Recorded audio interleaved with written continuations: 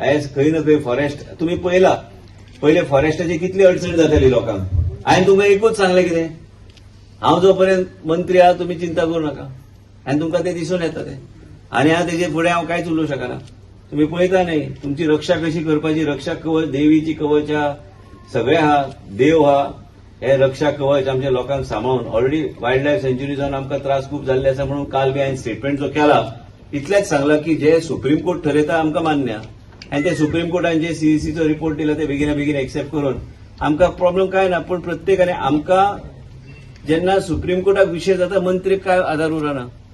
पण हांव मागता देवी कडेन की 70च्या लोकांची रक्षा योग्य तरेन करपाची.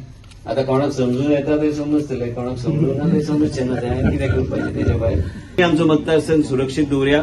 आनी एक लक्षांत घ्या, हे कवच जे हांव म्हणटा न्ही, जे समजपी मनीस आहा ताका कळटलें की कवच कसलो तो.